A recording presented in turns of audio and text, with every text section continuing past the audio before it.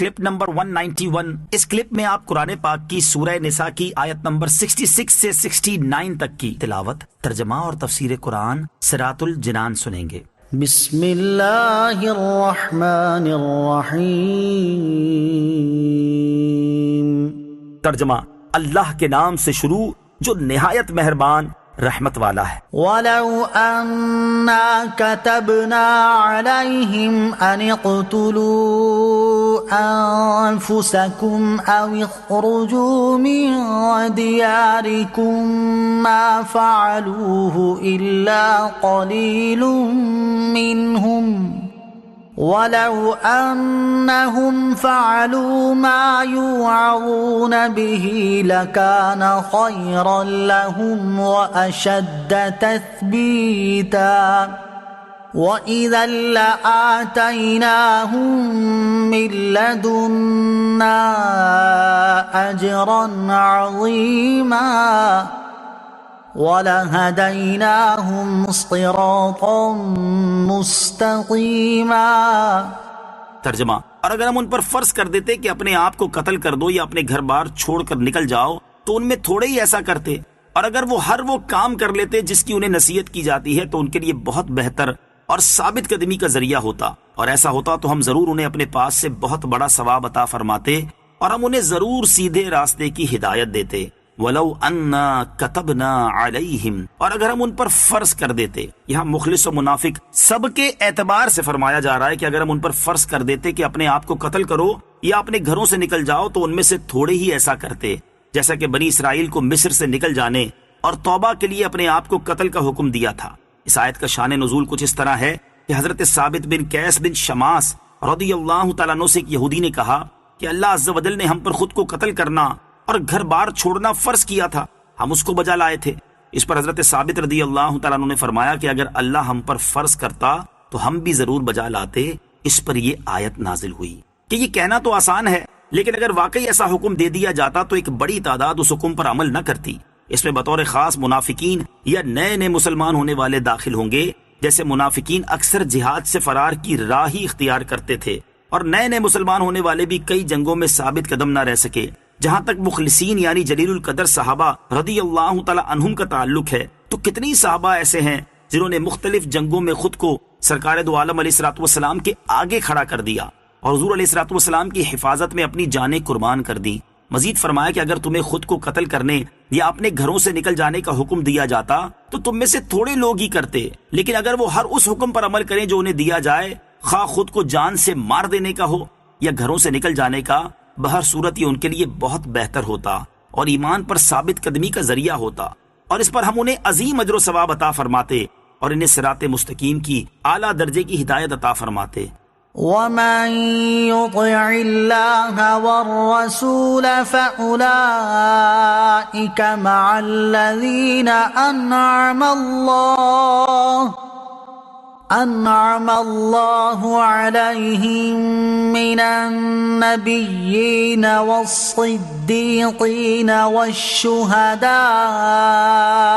والصالحين وحسن أولئك رفيقا۔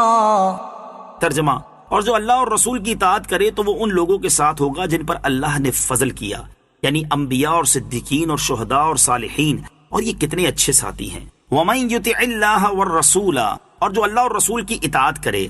آیت مبارکہ کا شان نزول کچھ اس طرح ہے کہ حضرت ثوبان رضی اللہ تعالیٰ عنہ تاجدار دو عالم صلی اللہ تعالیٰ علیہ وسلم کے ساتھ کمال درجے کی محبت رکھتے تھے اور انہیں جدائی کی تاب نہ تھی۔ ایک روز اس قدر غمگین اور رنجیدہ حاضر ہوئے کہ چہرے کا رنگ بدل گیا تھا، تو رسول کریم علیہ الصلوۃ والسلام نے دریافت فرمایا، آج رنگ کیوں بدلا ہوا ہے؟ عرض کیا، نہ مجھے کوئی بیماری ہے اور نہ درد، سوائے اس کے کہ جب حضور علیہ الصلوۃ والسلام سامنے نہیں ہوتے تو انتہا درجے کی وحشت و پریشانی ہو جاتی ہے۔ جب آخرت کو یاد کرتا ہوں تو یہ اندیشہ ہوتا ہے کہ وہاں میں کس طرح دیدار پا سکوں گا۔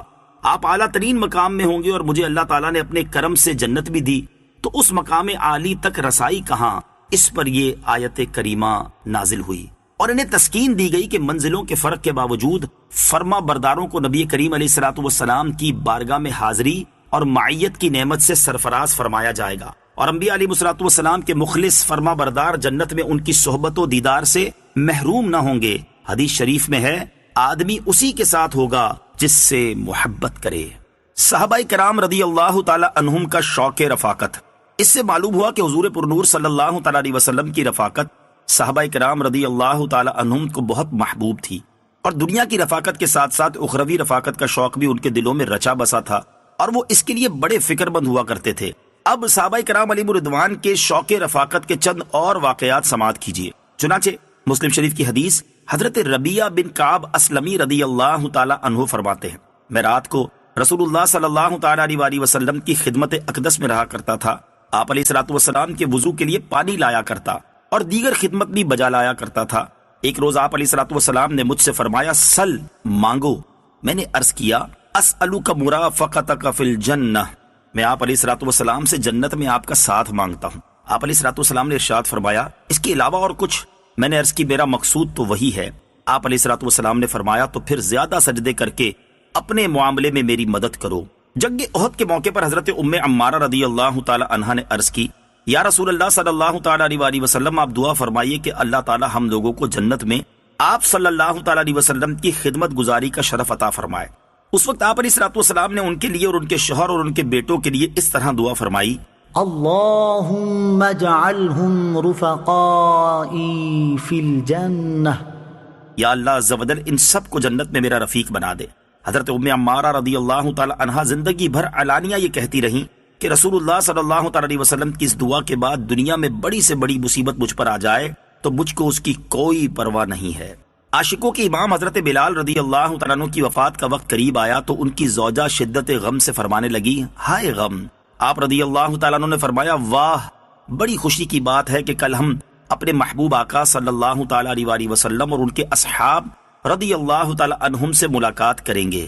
ایک جنگ کے موقع پر حضرت عمار بن یاسر رضی اللہ تعالیٰ عنہ نے حضرت ہاشم بن عتبہ رضی اللہ تعالیٰ عنہ سے فرمایا اے ہاشم، تم جنت سے بھاگتے ہو، حالانکہ جنت تو تلواروں کے سائے میں ہے۔